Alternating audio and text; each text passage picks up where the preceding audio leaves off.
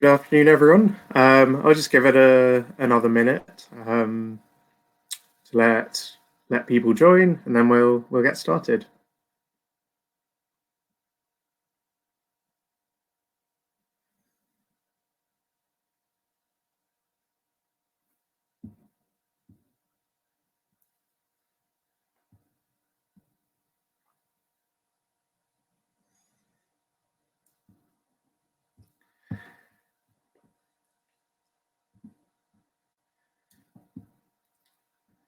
Okay, I think it's probably good to get going. We've got quite a lot to pack into the hour, so yes, thank you everyone for joining, and we're really pleased to be putting on this event. There's no real need to start with any housekeeping. There's no fire exits to point out or anything like that. So I'll just get started with setting out the agenda. So Derek, can you go to the next slide, please? So we'll be discussing some research that we published last week. So initially, I'll present the findings from it and some of the initial ideas that we discussed in our report, and then we'll go on to a bit of a panel discussion. And at the end, there'll be an opportunity for us to discuss some of the questions in the chat. So throughout both the presentation and the panel discussion that we'll be having a bit later, please do put your thoughts and your questions into the interactive chat, and we'll address them either as we go along or towards the end, depending on how the discussion is going. There's been one switch to the speakers on this slide. So Philip, I believe, has recently had a baby. So we're now joined by Ilya, who is also from Pando. So very excited to chat to him. One thing I'd like to say is that we try quite hard to get a good balance on our panel, and we're really pleased with our guests joining us. It should be a really good session. But going forward, if there's anyone in the audience who would like to contribute to our work and join us in these events, please do get in touch, because we're always looking for speakers, and we want to provide the best possible events. Okay, Derek, if we go to the next slide. Actually, one more. We've already covered that. So for people who are not necessarily familiar with Future Care Capital, we are a charity and think tank that focuses on health and social care. While we do a lot of work that could be considered as the work of a think tank, we also run a lot of projects that involve data technology and innovation. And over time, we're looking at these different areas of priority to see how we can help shape the future of health and social care and achieve a fit-for-purpose future health and care scenario. So if we go to the next slide, please. We have quite a few different partners that really contribute massively to the work that we do, because we're quite a small team. So we do rely on the people outside of our organization to help us with our thinking and also the work that we do. So if you are interested in helping us with some of our work, please do get in touch. And we're really lucky to have been featured in some very excellent publications and newspapers, and yeah, we're very pleased with everyone joining us today. So thank you very much. If we go to the next slide, please.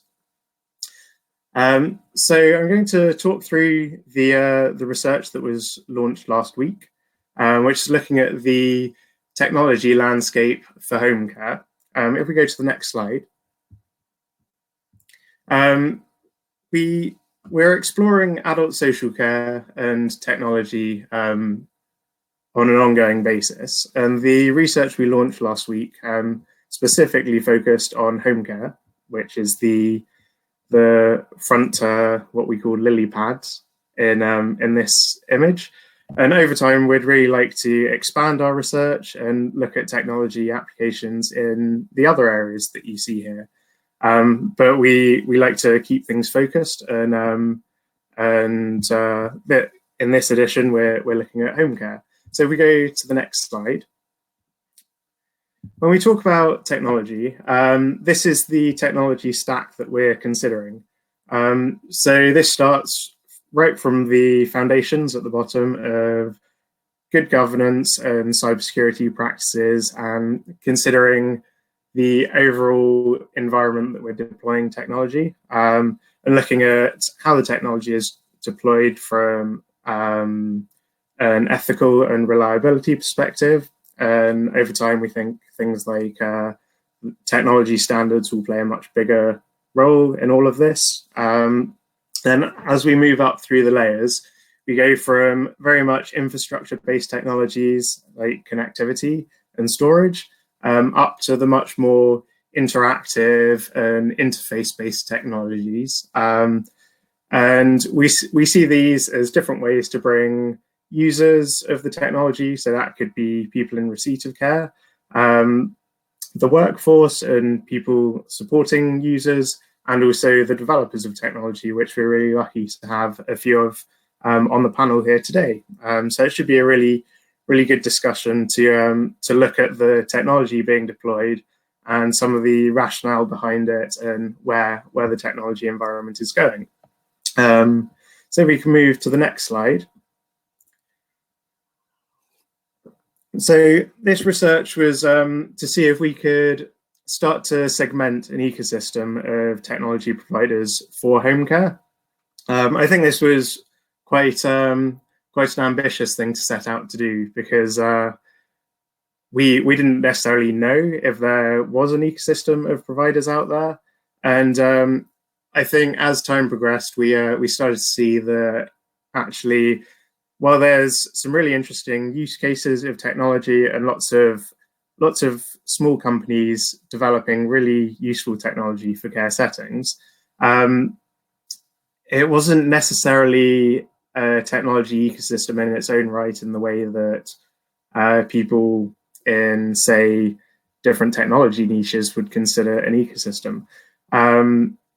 So I think that will form a lot of the basis of our discussion, is what is it that's needed to develop an ecosystem, and how does the foundation of what we've discovered in this research go towards building out a much larger pool of companies, or how can you start to think of the best ways to develop technology so that there's technology for everyone to adopt. So if we go to the next slide, we've got some of the example companies in this slide on our panel today, so that's really good.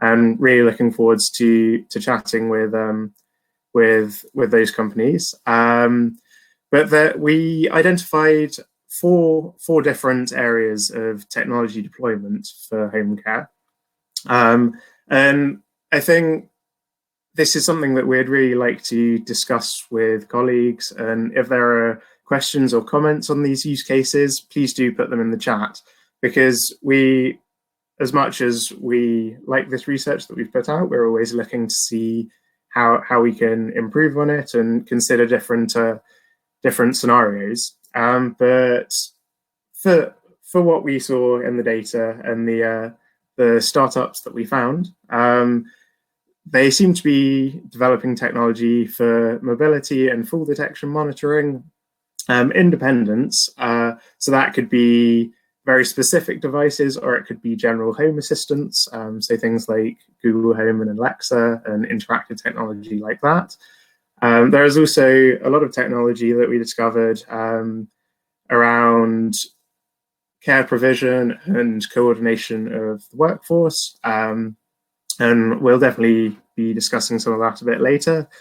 But then something that I find very interesting is technology for data analysis and insight. And down the line, I think we'll be seeing a lot of the technology from the other three areas will start to incorporate more artificial intelligence and predictive modeling to improve care going forwards.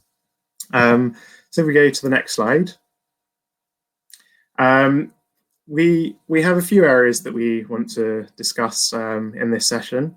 I think it's going to be really interesting to see some of the challenges that the startups and technology providers that we have on the panel have faced over their development to date, but also to consider where the opportunities are for technology. And I always think it's really useful to discuss where technology can help and where technology should help versus whether it should help in that scenario. So I'd be interested to hear some of the other perspectives on that. Like I said in the introduction, home care is just one area of adult social care that technology can be really useful for. I think over the next few months and the coming years, with the ongoing response to the pandemic and how things progress after COVID-19, some areas, particularly I think in mental health, there are very good opportunities for the development of technology and the application of technology to improve mental health and well-being. But I think this is something that we're interested in looking at in much more detail going forward. So if we go to the next slide. The take-home messages from the research, from my perspective, are that there are some really good examples of technology that we found, and that's both in terms of improving the lived experience at home, but then also the quality of care provided at home. But I was quite surprised to see that there are so few companies in many ways. So if you consider different niches of healthcare software, and we make a broader comparison to this in the research, but it's a very small niche of companies with some really excellent technology developed. But I would have perhaps expected 10 times the number in some areas. So it would be really interesting to consider why that might be the case. We looked a little bit at the funding available, both from a government perspective and also the private sector. And that's difficult to quantify in many ways for the private sector. But it didn't seem that there's a massive disparity in funding between, say, health and social care. But it does seem that there is not an overall unifying national program that pulls together different types of social care technology providers. There's lots of little initiatives where there's some really great work happening, and there are local authority programs and some pockets of innovation associated with the AHSNs, but there's no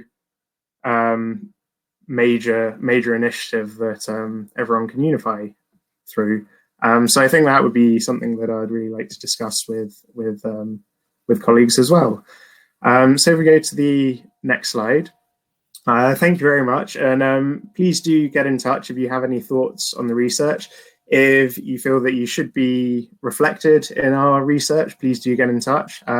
It's been really good to see that some of the attendees of this event are startups that we didn't manage to capture. So you've been added to our list of interesting companies, and we'd like to work with you going forward if we can. And I hope you enjoy the discussion, and thank you very much for joining the event. I'll hand over to Greg now, who's chairing the discussion. Thank you, everyone. Thanks, Peter.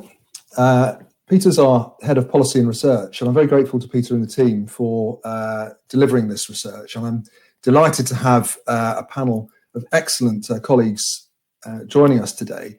As Peter said, we're always looking for broad and different perspectives for all of our events. So do please get in touch with us if you want to get involved as a speaker or involved in some other way.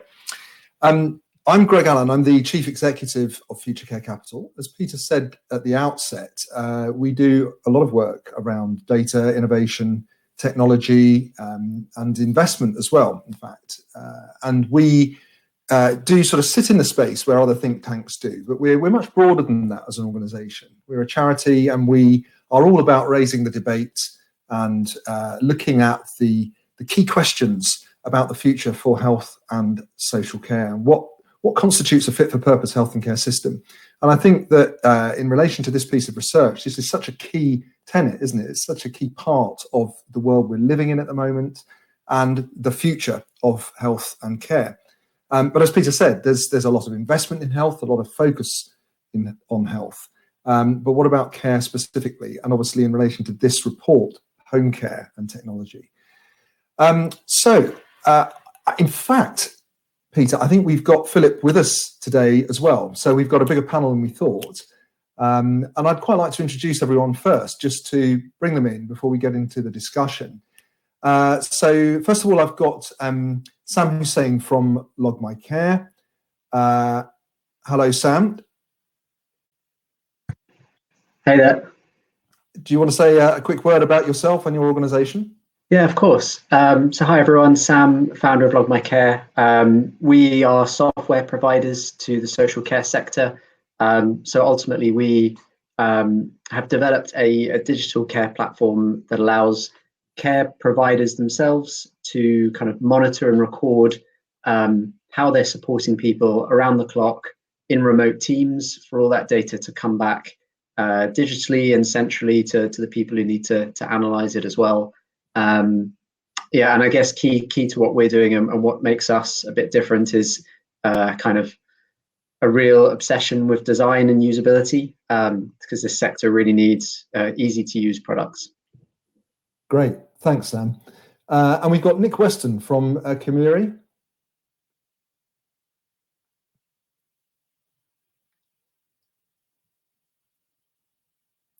Nick, I think we've still got you on mute. There was always going to be one person, wasn't there, who did that? Right. I'll take that one. So good afternoon. Yeah, thank you for having me on. Nice to see you, Nick. Did you want to say anything about the work of your organisation? Yeah, absolutely. So Community is a software as a service platform. We focus on monitoring people's behaviours in their own home to support the assessment of care and the ongoing provision of their care needs. So we help the social care system understand what people are doing and whether there is requirement for a change in their care package, either to prevent a crisis event or to actually demonstrate that they are improving. So it's a really, it can be both a positive and a care requirement. We focus on interoperability, and we focus on also building services from the ground up with occupational therapists and other people who are going to use those systems, so that we actually get an output that improves their working conditions, enables them to do more with the time and the budget they've got. Great, thanks, Nick. Fantastic work. And from Pando, we've got Philip Mundy and Ilya Burkov. I'll come to you, Philip, first. I'm not sure if Ilya is still with us, but over to you, Philip. Oh, hi. Good afternoon, everyone. I'm obviously delighted to be here. So, put really simply, we work to connect healthcare, which sounds like a good thing to try and achieve. Is incredibly complicated, has a panoply of stakeholders. But it's actually so much larger than we initially imagined. We set out to solve the challenges of junior doctors in the hospital in terms of communication. But over the 3.5 years that we've existed, we've found ourselves in the hands of care working professionals, ambulance professionals, hospital doctors and nurses, yes, army medics in 6 continents. And connecting healthcare is it's fundamental. But it's an enormously complicated task, and we do that through instant messaging. And I think really, what we've seen is that communication is just like the absolute basis of almost every clinical decision. And if you can help healthcare professionals find the right information at the right time, you can actually start to solve quite a lot of the fundamental challenges. So really delighted to talk a bit more about how we've been used and would like to be used in the session. Great. Thank you, Philip. Thank you all. I will just check. I know this is a live event, but we'll just check. Is Ilya still with us, or has Ilya popped off? I am here, yes. But Philip is speaking on behalf of Pando, just so you know. But I'm happy to answer any questions from the business perspective. Fabulous. Great to have you all here. Well, in terms of the first question, to open up the discussion proper, I mean, I suppose you've started to touch on this, but I'm interested in what drew you to work with the care home sector. What sort of spoke to you, if you like, as opposed to other sectors? And I'll come to Nick on that first. Yeah. So interestingly, for me, I spent 10 years in O2. So I'm used to the big super tanker of a machine. I actually joined what was O2 Health. So anybody who remembers that little sojourn that Telefonica made into the healthcare market back in 2010, 2011, for them, they made some fundamental mistakes as to how they went about it. But for me, I was always interested in how we could use technology and use development of things like mobile network operators and others to propagate that across the system. So yeah, I spent a few years looking at O2 Health and working with them and their partners, and then took a kind of more enterprise focused role, looking at a partnership. But then this opportunity came up to join Kimuri last summer, and for me to be able to get back in and really help people and deliver technology, and seeing the progress that had hampered O2 in those 10 years ago, actually though some of those barriers were down, and I thought actually this is a real opportunity to go and try and deliver something really positive. Great, thanks, Nick. And how about you, Sam? Well, I guess I first got involved with the social care sector actually in the Far East. I started working out there for another business, and it was all quite advanced, quite developed. And it was only really when I came back to the UK and saw how the sector was currently operating here, and this was sort of 2016, 2017, I kind of saw sweeping non-digitization, sweeping non-modernization, rooms full of paperwork, huge communication problems everywhere. And I could see why it was happening. I could see that there weren't many good solutions out there. I could see that it wasn't a very tech-savvy workforce, that it was also hugely fragmented and so difficult to digitize. So I guess it fascinated me, and it drew me in, and made me want to build something from scratch that could try and shift the sector. Great, thanks, Sam. And Philip? Absolutely. So, actually, prior to founding Pando with my two junior doctor co-founders, I just closed a Series A with a different business, which is alive and growing and well.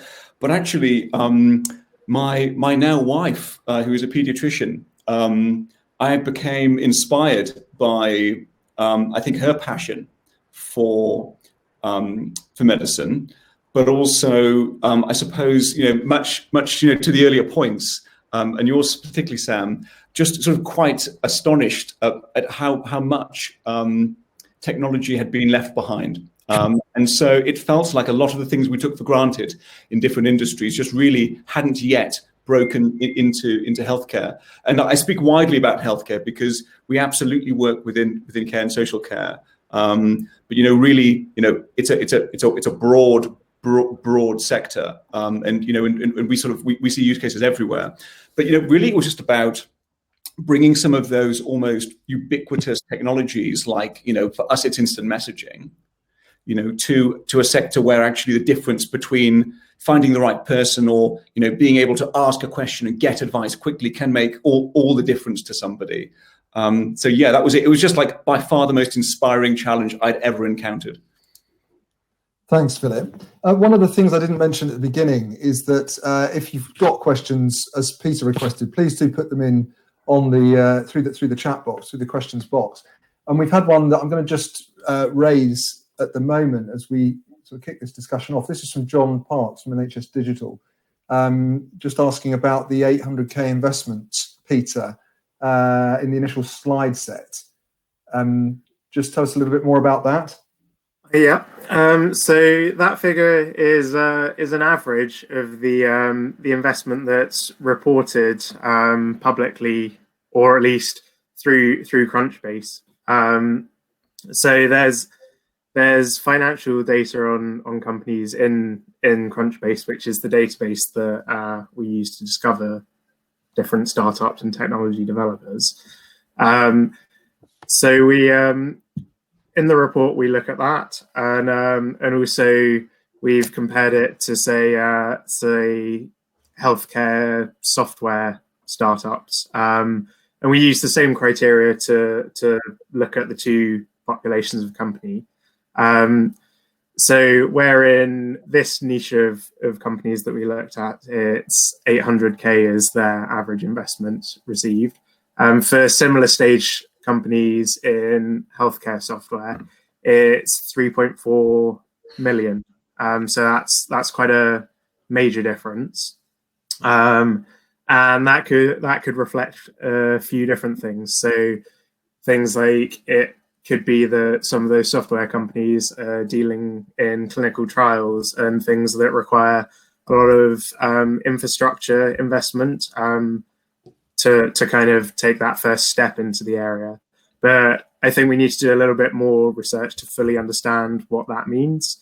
I'd be interested to hear some of the perspectives of our panelists in terms of the healthcare versus social care investment landscape and how you approach that as individuals. Because I think it's quite interesting from maybe from a branding perspective. Is it better to be healthcare to get that Series A pot, or is there a lot of opportunity that's not being tapped into in social care? Well, we'll pick these questions up. They're really good to bring into the discussion, Peter. I mean, I suppose if I could start from that point, just considering colleagues here, panelists as tech developers, solutions providers, and asked you specifically what you see as the key challenges and opportunities in care versus health. Philip, you're smiling there. I'm sorry, Simon Pottery's comment. I presume that was targeted at me, Simon. And if there's any way to communicate, how do we communicate? Or was it one way? It's well, we can obviously talk at the moment and bring questions. I think it's tricky. I mean, do you want to talk about the funding thing, or do you want to talk about Simon's question? What order should we do things in? I'm just looking at Simon's question here. Having looked into the lack of tech in social care. Yeah, if you just want to pick that question up, paraphrase it, and then pick it up. Super happy to, like really, really happy to. And Simon, forgive me. It's gosh, we solve problems really up close, and we solve them like really far away. Okay, and I'm sorry, there's no other way to really think about it from our perspective, because we really are just trying to connect every node. So I spent some time with a member of our team, Alex, who she's part of our success function. So basically, it's her role to help organizations, whether they are 20,000 person, NHS tertiary, hospitals, or 12 person strong care providers like Bloom & Care, who's one of our favorite case studies, just because they sort of embodies so much of the, I suppose, like the spirit of innovation and trying new things and like changing their behaviors, right? But I think, what we see is that we actually see our platform being used to connect people. Okay, so a great use case is actually connecting social care to GPs, right? To give a safe and quick way to speak to a GP or another healthcare professional, about a healthcare query. And that, ordinarily may have taken days or weeks, or required a phone call or something. And so actually for us, we do see the whole thing as part of a more sort of holistic ecosystem. But absolutely agree with your point that there are sensitivities around particular areas of that ecosystem, and we absolutely experience those differences. But I suppose for us, we're quite a generic platform in a sense. We've designed it to be compliant, designed for, broadly speaking, the care of people and the transfer of sensitive patient identifiable information and data. But we are quite a broad tool that can be used in different ways by different teams. Thanks, Philip. Did any of the other panelists have any other comments on that particular question from Simon? Now, if not, just going back to my previous question I opened up with on the challenges and opportunities in care versus health more broadly. Sam, any thoughts from you? I mean, I think the major thing, I guess, difference between social care and healthcare getting started as a startup, there's really been the kind of differences in the support and the infrastructure available for early stage companies. Like when we started off, we registered and joined the Health Foundry, which is a really awesome little NHS set up co-working space over in Waterloo, and it was great for the facilities it offered, but their main thing was like, how do we get companies to get their first breakthrough into the NHS, which wasn't really for us, because we were getting into social care, so we weren't able to access any of that support. We never found anything even vaguely similar. And there are accelerator programs like Digital Health.London. Again, they're fantastic at helping companies break into NHS. There's no equivalent again for social care. I'd say that's kind of been the biggest challenge for us that we've noticed. I guess the flip side is that we've been able to gain really significant traction in the fragmented, mostly private social care market. There has been less red tape to get through, and each new customer is a small, discrete customer that we can win one at a time in a kind of predictable manner.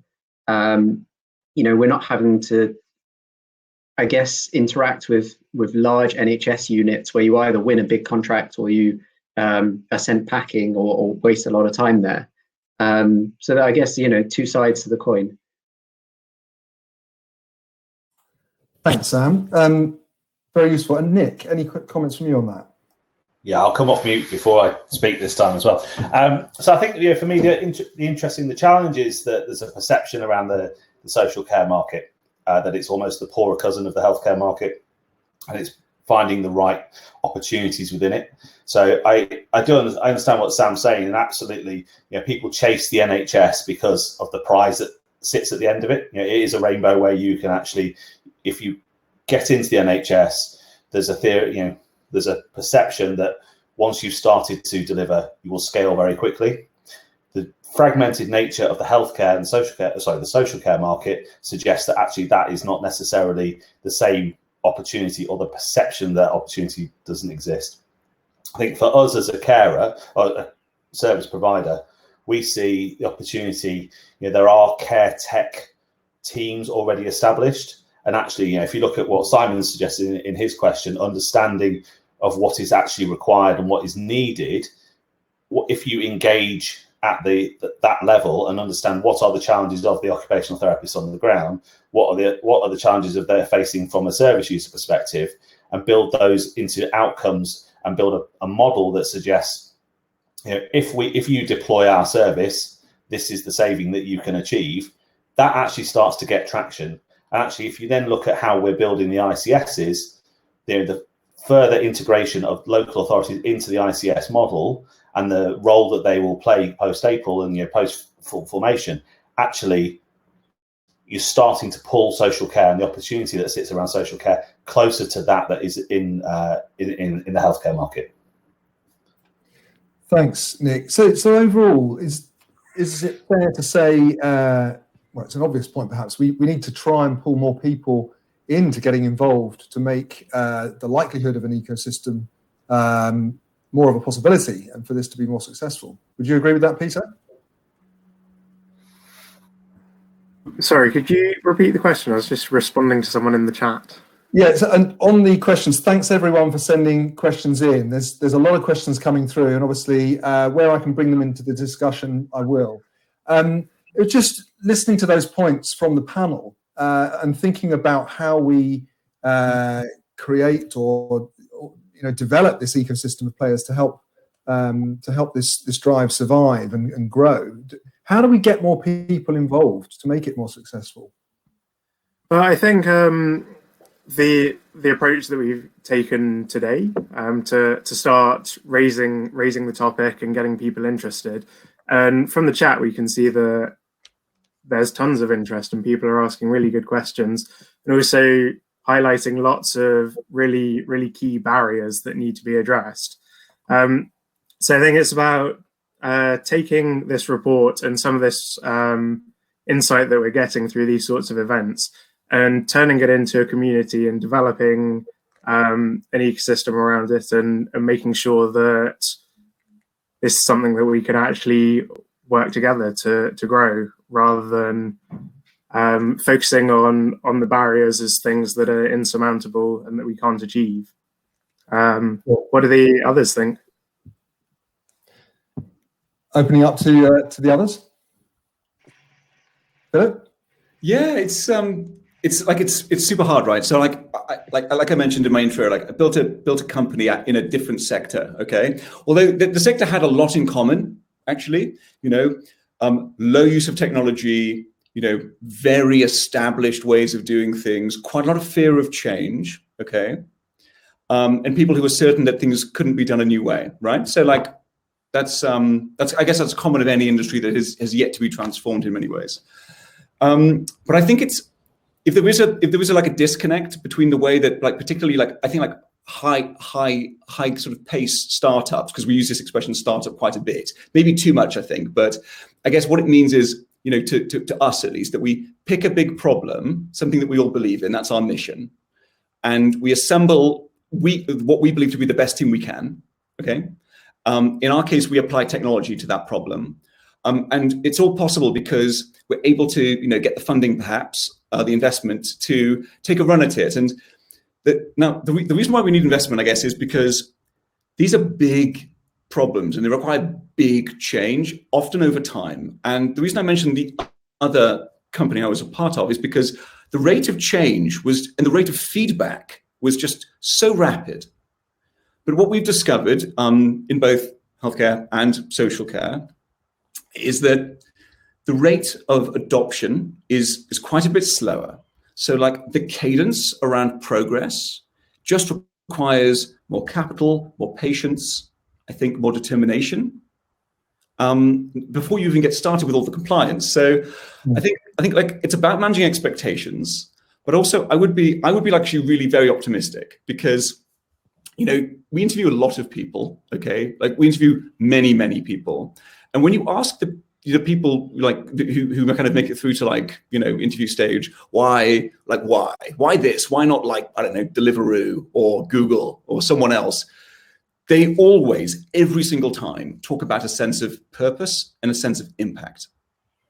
And I think that perhaps if we want more innovation, okay, if we want more, if we want more technology, people trying, then I suppose it's about communicating just like, I guess, the quality of these challenges and the satisfaction you get from taking on something that genuinely, I have never told people what we do whenever I meet someone new, and they've not been interested. Okay, it is inspiring. And so I suppose if you want more innovation, like tell people more about the problem.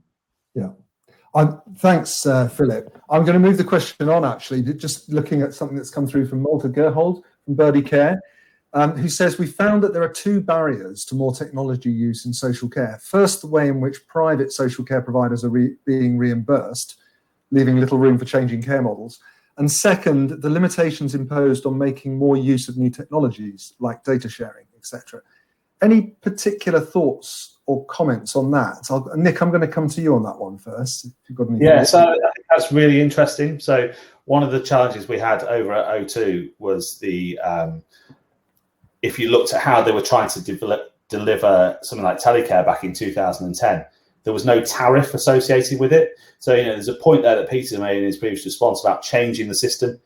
You can't change this system. You've got to work with it and highlight how it can become more efficient.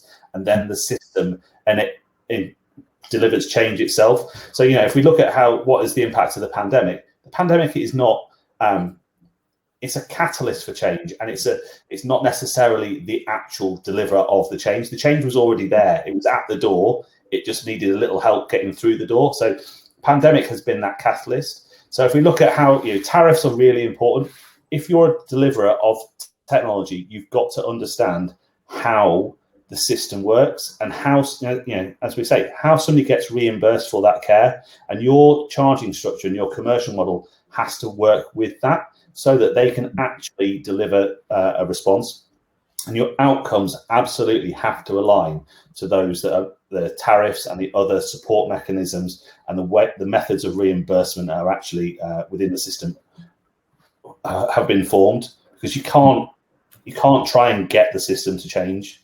You have to help it change, and that is through signposting and demonstrating what you can do within the constraints as it exists today. Thanks, Nick. Sam, have you got any particular thoughts on that? Well, yeah, I think I agree with Nick, and maybe the word there is constrained. The sector's been budget constrained for some time, just generally, and we have to work with that. One little startup can't lobby and change the sector as much as we'd like to do our bit. But for us, the main way of kind of being able to still operate even with those budget constraints has really been about being a bit innovative about how we approach and acquire customers, and doing that in a much more digital way is just one of the is the primary way that we found that has made social care still workable, because otherwise it would be probably too tight for most companies to operate. And I think that's one of the barriers that probably puts a lot of companies off trying to operate in social care. Thanks, Sam. Philip, I just wondered, in terms of your experience of raising private investment, with different types of investors, how you found that specifically, and any particular words of advice or scars you've got that you want to open up more? Never give up. It's really interesting. Actually, we're doing fundraising at the moment, actually, which is we held off all year because last year was about just coping and just getting it done. And we had actually raised towards the end of 2019. So we were in a relatively good position from resources. But we are actually doing some fundraising now, although we're not making too much noise about it. Hey, look, it's really difficult, isn't it? And I think unfortunately, I suppose the venture capital markets they don't always understand, perhaps the nuances of, particular challenges. And they look at things from a very, very high altitude, an incredibly high altitude. I would say it's probably never been a better time, frankly, to raise private investments. I think, as a very broad, and I recognize this lacks nuance, but as a very broad category, anything that is about, well-being, quality of life, care of life is a priority for most venture capitalists. We found probably that the traditional funds are less receptive. So when I talk about traditional funds, these are the more consumer style. They've invested in the businesses that you have the apps on your phone of, right? We find family offices very good. We find that it is a more human proposition. Everything that's been said already about the commercial challenges of the sector are true. It is very difficult, and we don't stand a chance against a fintech when it comes to the commercial opportunity. But I think it's more than that for certain groups of investors. So family offices are very good. Impact funds are better. We've never really had much luck actually with grants, and frankly, the amount of bureaucracy. Well, we have enough bureaucracy just dealing with the people who use us every day and their organizations, and the bureaucracy of applying for a grant we probably don't need. So I would probably suggest finding the funds and the family offices that care about impact, not just profit, because they absolutely exist. They really exist. And to your point earlier on the average raised, Peter, you mentioned Crunchbase, really great resource. So find a business that seems to have done well with fundraising, and see who backed them. It's all there, and give them a call, because then you know what's in their wheelhouse. So yeah, but it's tough, right? It's really tough. So yeah, but I'd say good luck and don't give up, because it's definitely possible. Great, thanks, Philip. And in terms of your experience, Nick or Sam, is there anything you wanted to add to that? Yeah, I can go. Sam, or do you want? I'm happy if you want to jump in. Oh, Sam. go ahead, Nick. No, you first. We've just closed a pre-Series Series A raise, oversubscribed. So really happy with the results that we got from that. I think we're under a KEIS structure with a nominee forum. I think the way we've gone about the raise is testament to our CEO and the message that he's presented out to the investment market and to those investors that are potentially interested. That is the catalyst, and that is what has enabled our raise over the technology. The technology is technology, right? Technology is not always the answer.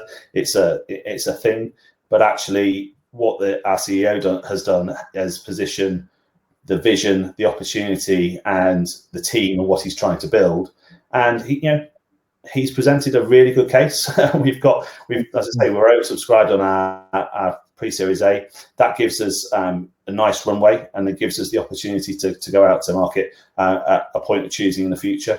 I think I take Peter's point about grants. They are interesting. I think with a grant, you have to pick your moment. It can easily be a distraction, and understanding whether that grant enables you to continue on your mission and the critical point, or is it a distraction that takes you off to do something else because you've got to focus on the outcomes of that grant. Innovate UK is obviously available to everybody on a regular basis. And we will pick and choose when we go for grants. We're not in a position where we would look to swap equity for a grant funding at this point in time. But having worked in a global organisation like Telefonica, those guys can't build what startups are building, and therefore they are looking to fund them. And there's the Wira Telefonica accelerator. If anybody's ever looking for funding, I can absolutely say that is a very well-run ship and does give you access into O2 and all its customers. So there are definitely options out there, but my view around funding would be, certainly from a grant perspective, don't let it distract you from your mission, and make sure that it is viable to what you want to achieve in the short and medium term. Thanks, Nick. And a brief comment on that from you, Sam. Yeah, I think it's echoing especially what Philip was saying about kind of picking the right investor and trying to find the right ones for a social care focused tech company is tough. There are far fewer of the right investors out there compared to if we were doing something that was very healthcare focused. It's just like the fact there's no social care accelerators. There are also no social care tech funds or anything like that really out there. So it's harder. I'm not surprised from Peter's research that the amounts raised are much lower, because it is tougher. But and maybe a bit like Pando, we've found that private individuals, angel investors who understand the purpose, might have a background, more of an understanding in the sector themselves. We've even raised from owners of social care businesses themselves. So we've actually raised from our customers, which has been really cool. So you have to be a bit creative sometimes as well. Yeah, thanks, Sam.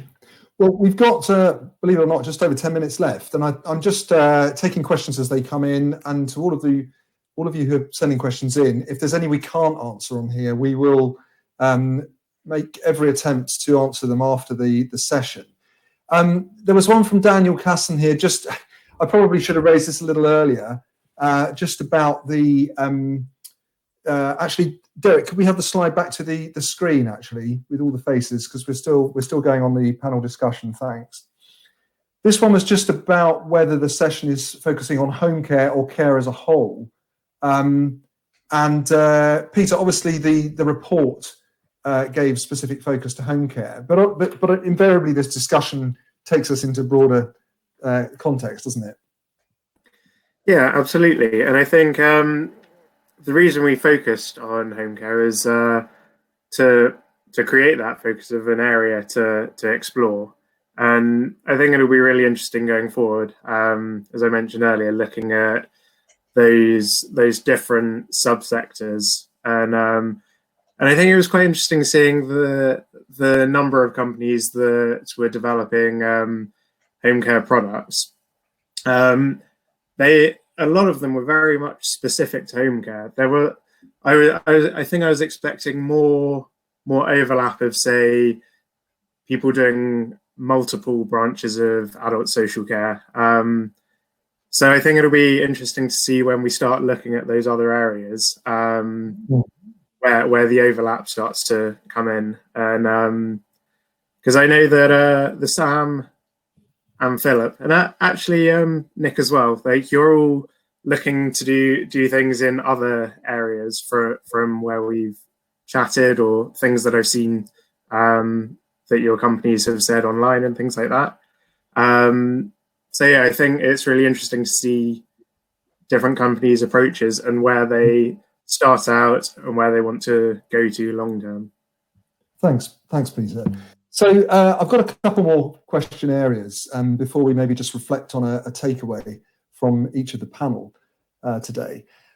And Peter, we talked a bit about the fragmentation of the ecosystem as you've described it, and perhaps that, well, not perhaps, we've seen that companies don't seem to cluster in the research hubs for longevity and aging. And I wanted to just ask you again a little bit about that, and then open it up to the panel around where you panelists see the care sector going in relation to longevity versus aging. You know, is this all about curing disease, curing aging even, and or is it about managing life as you age? So some pretty fundamental questions there. But Peter, I'll start with you. Yeah, definitely. And it's funny. Peter Jones in the chat has just asked about the Health 2.0 community. I think I've seen them around, and they do quite a bit on longevity and aging. And yeah, I think it's really interesting the clusters in the academic space that are doing things about that. They didn't seem to be associated with technology companies that are developing stuff for home care. I know home care is not just about healthy aging and elderly care, but for example, there's a big academic cluster up in Newcastle, and I trawled databases and the internet and the different AHSNs and their websites to try and find companies in this space, and it was really difficult. So I don't know if it's just it's an optics thing and being able to discover companies, but to me it seemed like they weren't necessarily there in association with those hubs. So yeah, I think it's worth discussing. Thanks, Peter. What are your thoughts on that, Philip? So again, like for us, and you know, I always have to caveat almost everything I say because it can often feel quite abstract. But I think, you know, for us, it's all about information, right? Because I suppose when we think about where the value really is, and there was a good point made earlier, and it was made by you, Nick. It's not about your tech, right? It's not about your tech at all. Not even really about your product. Of course, the product's got to be good, so people can use it. But it's about, you know, how you tell your story, right? The narrative there. But for us, it's really about, you know, the ability to connect people. Okay. And I think if the last 12 months has shown us all anything, it's that, you know, we can't always count on moving people. Okay. We can't always count on moving, you know, expertise physically from one place to another, you know, but we can move information. And I think what we see, what we believe very, very strongly is that if you can give people access to the right information, the right expertise, you know, whatever it may be that they need, right, then actually that is transformational. And I think that's the promise of technology, really. So I don't think we have the time to get too deep into the sort of the, you know, the philosophy behind, you know, whether longevity or you know, or curing aging perhaps is our objective. Not really. I think we want to let people decide, but we want to take away those barriers to being able to decide, right? And I think if you can connect people with questions or people with concerns to people with answers and experience, then I think you do fundamentally level up people's ability to make informed choices about their care. Great, thanks, Philip. Sam, thoughts from you? I mean, yeah, I guess we're not too well placed to talk about, you know, the research clusters and, you know, because maybe a part of the problem. We haven't been involved with any, so we're kind of symptomatic of that.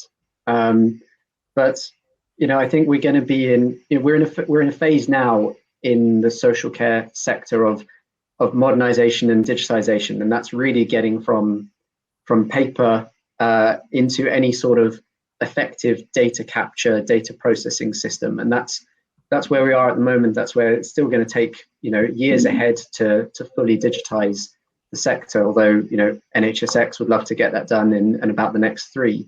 And I think it's only once you've done that you've gone through that first phase of at least getting the data into a really structured, usable format, can actually you start to look ahead and think, okay, as now tech providers, what can we do with that data to actually improve people's lives, to lengthen people's lives?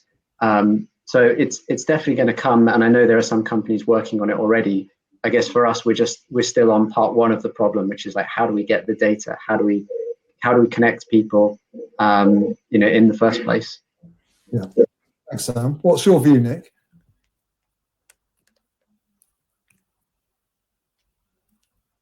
Oh, sorry, we've got you on mute. Brilliant. So, you can always rely on me to bring a little bit of in the capability to the meeting. So I think we're all getting older. This is a challenge that's not going away. We all want to live more fruitful lives. I think you look at if you want to pull out a stat around our adoption of technology, 70% of the people over 50 have got a smartphone. That is up from 9% in 2012. Technology is being rapidly adopted. It is an opportunity. It's part of our lives, and it's not going away. So let's use technology for good. I think we're all getting to that point where longevity is really important, because we all want to do things for longer. We see things like people retiring earlier, wanting to enjoy that period of their lives. So for me, it's an opportunity. We are trying to prevent aging, and we are trying to minimize the impact of aging whilst still trying to remain young. So there are two conflicting, not conflicting, but two elements of what we're trying to help manage as tech providers. We want to be able to people to remain in their own homes. We want them to live fruitful and uninterrupted lives. They want them. We want people who are 70 or 80 to go windsurfing if they want. Why not? 20 years ago we wouldn't have even thought about it, but just why not? So let's use technology to support that those dreams and those visions, and also protect the vulnerable. Where can we help vulnerable people? How can we help them live as long as they want to comfortably? And let's keep the pressure off the health and social care system by using technology to keep that enjoyment of life. Yeah, thanks, Nick. That's really helpful. I'm just also mindful we've got a couple of minutes left, and there was one other question I wanted to ask before we just reflect briefly on our sort of takeaways from this. Nick, when we were communicating prior to the event, we were sort of talking about unpaid carers, weren't we? And obviously the sheer size of that workforce and the amount that those folk give. And I'm sure all of us know somebody or ourselves are in that position where we've been delivering care as an unpaid carer. You mentioned to me that if you're launching a consumer product in this sector, sort of in relation to business to consumer, it can be listed with examples of failures, I think. What's your take on unpaid carers and the opportunity there to support them? So there is an absolute opportunity. I'll keep you brief, sorry, because we've only got about a minute left. So I think if I look back to the failures are absolutely that there's a litany of them. So I look at what O2 tried to do around carers. We tried to launch a product into the pharmacies of Sainsbury's for mass consumption, which was a telecare type solution. It's never going to work because actually people don't understand. There's a massive education program that needs to take place to support unpaid carers and what they can potentially do to support their loved ones. That costs a huge amount of money. That is the problem, is that education piece and the constant education. And getting marketing out in all formats to people. If you haven't got a base that are already buying services, it's like insurance policies. We all have insurance policies because we understand the need. It's that getting that level of understanding of need into the market so that people say, actually, yes, I can help these people, because the first place they want to look at is into the health and social care system. Thanks, Nick. Time has really run ahead of us, but we've covered the ground today, and I thank you ever so much for this. I wanted to just quickly go to Philip and Sam for final takeaways from each of you. Any particular things you really think stood out? Briefly, Philip? Well, I would just sort of say as ever, sort of like technology is not a silver bullet, and it's as much about what you don't try and solve with technology as what you do. And I think what we're discussing here is ultimately human, and will be predominantly human. I hope for a very long time. But I suppose what we always try to do is deploy technology in a thoughtful and tactical way, where it can give advantages and relief. We deploy it that way, but we don't try and solve or change everything. So I think it's about mindful innovation. Great, thanks, Philip. Mindful innovation. And Sam, a soundbite from you? Sure. I think the biggest thing that's come out of today and the report for me is how social care is still being the poorer cousin of the NHS, and that I think to affect meaningful change in the sector, that's got to be solved from the top. Yeah. Thanks to all of you. I really appreciated you joining us today on the panel. Thanks ever so much for all your insights and bringing your experience to the conversation. Peter, I'm just going to hand you over for any final remarks before we go. Thank you very much, Greg, and thank you everyone who joined us. It's been a really interesting session, and I think it's been very informative for where we're going to look in the future and how we construct some of our research and try to answer some of these questions and see how we can operate in this space.